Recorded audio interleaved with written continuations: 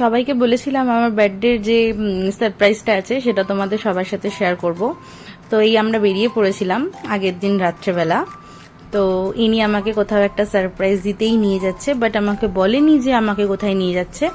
Just দু একটা hints দিয়েছে, বাট তাতে সম্পূর্ণ বোঝা যায়নি যে তিনি আমাকে কোথায় নিয়ে যাচ্ছে।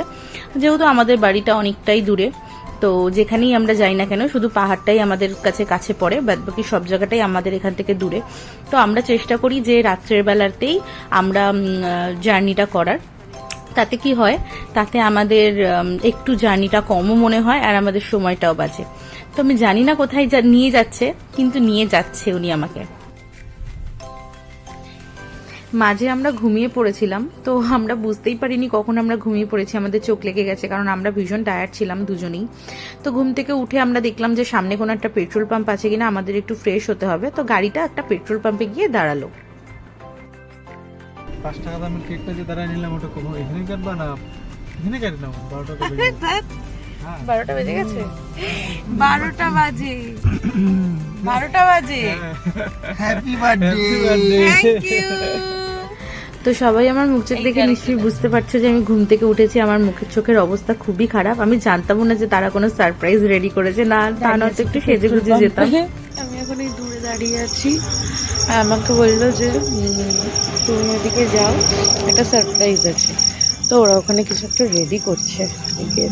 তো আমি দূরে দেখতে পাই যে ওরা কিছু একটা রেডি করছে আমার জন্য। আমার তো একেতেই সারপ্রাইজ পাবো, ভীষণই একটা আনন্দ, সবার যেটা হয় এক্সাইটমেন্ট, আমারও সেরকমই হচ্ছিল। তো ভীষণই ভালো লাগছিল। এখনো বুঝতে পারছি। এরপরে আমার বাড়ির সবাই আমাকে ফোন করে, ভিডিও কলিং এ সবাই একসাথে থাকে।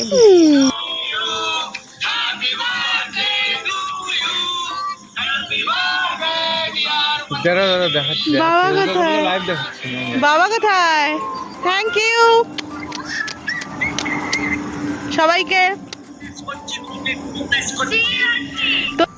সো এরকম ভাবেই গাড়িটা সাজানো হয়েছিল, এই জন্যই আমাকে ওরা বাথরুমে পাঠিয়েছিল। বাথরুম থেকে বেরোনোর পরেও আমাকে এতক্ষণ ধরে ওয়েট করালো। আমার কাছে জাস্ট এটা আনএক্সপেক্টেড ছিল।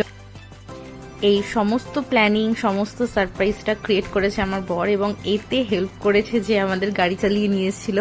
কারণ আমার বর সেদিন দুপুরে পুরোটাই ব্যস্ত ছিল, এই বেলুন কেনা থেকে শুরু করে, এই কেক কেনা থেকে শুরু করে, এই স্যাশে যা যা আপনারা দেখছেন সব কিছু কিন্তু এনেছে এই ভাই। ঠিক আছে, ও আমাদের কাছে ড্রাইভার নয়, ও আমাদের কাছে ভাই, কারণ এত আমাদের সাথে ও মিলে ঝুলে থাকে, আমার ভীষণ ভালো লাগে ওকে। তো দেখো আমার বার্থডেটা কিভাবে সেলিব্রেট হচ্ছে রাত্রি 12টার সময়। আমি ভেবেছিলাম যে হয়তো আমি যেখানে যাচ্ছি সেইখানে গিয়েই হয়তো আমার ফার্স্ট হয়তো সারপ্রাইজ আমি পাবো, কিন্তু না, এটা ছিল আমার প্রথম সারপ্রাইজ এবং আমি খুবই সারপ্রাইজড হয়েছিলাম। কোনোদিনই আমার এরকম জন্মদিন সেলিব্রেট হয়নি। 12টার সময় দাঁড় করিয়ে রাস্তায় ধারে এরকমভাবে সেলিব্রেট কখনোই আমার হয়নি। তো আমি ভীষণ নিজেকে প্রিন্সেস মনে করছিলাম। আমার বাবা মার পরে, আমার বোন, আমার দাদা, আমার বৌদির পরে যদি আমাকে নিয়ে প্রচুর ভেবে থাকে তাহলে এই মানুষটা। আমি একদমই এক্সপেক্ট করিনি যে এরকমভাবে আমার বার্থডে প্রথম। তবে হ্যাঁ, ভীষণভাবে মিস করছিলাম আমার পরিবারকে। ওরা যদি পাশে থাকতো, ওরা যদি এই সময় আমার কাছে থাকতো, আমার ভীষণ ভালো লাগতো। কারণ প্রত্যেক বছর 12টার সময় আমার বোন, আমার দাদা, আমার বাবা, মিষ্টি, মা সবাই আমার বার্থডে কিন্তু সেলিব্রেট করতো। তো এই বছর একটু আলাদা আমার বার্থডেটা। সো সবাইকে মিস ইউ। এবং দেখো স্নো মাখিয়ে আমাকে পুরো ভূত বানিয়ে দেওয়া হয়েছিল, এবং তারপরেই আমাদের কেক কাটিং হলো, কেক খাওয়া দাওয়া হলো, আমাদের গাড়ি পরিষ্কার করা হলো। জায়গাটা যেখানে নোংরা হয়েছিল সেই জায়গাটা আমরা কিছুটা পেরেছি পরিষ্কার করে এসেছি।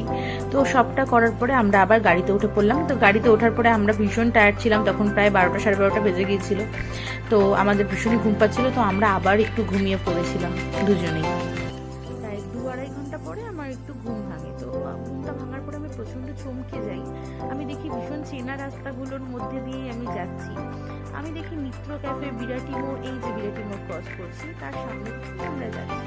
তো আমি ভীষণই আপসেট হয়ে পড়লাম। আমি ওকে তখন বললাম যে তুমি আমাকে সারপ্রাইজ দিলে, ঠিক আছে, আমি ভীষণ খুশি হয়েছি, কিন্তু তুমি তো আমার বাড়ির লোককে বা আমার আমরা আমার বাড়ি যেতাম না, আমরা ওদেরকে ডেকে নিতে পারতাম, ওখানেই আমাদের বার্থডে সেলিব্রেটটা হতে পারতো বিরাটি মোড়ে।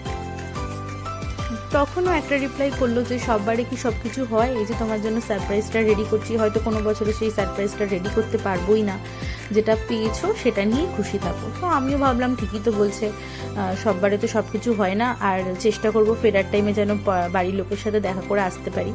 তো এটা বলেই আমি আবার ভীষণই ঘুম পাচ্ছিল, কারণ আমরা খুবই টায়ার্ড ছিলাম, আমাদের আগের দিন একটা অনুষ্ঠান ছিল, তো সেই জন্য আমরা আবার ঘুমিয়ে পড়লাম। এইভাবেই আমাদের রাতটা কাটলো। তো পরের দিন সকাল থেকে আবার ভিডিওটা আসছে, সবাই দেখতে থাকো।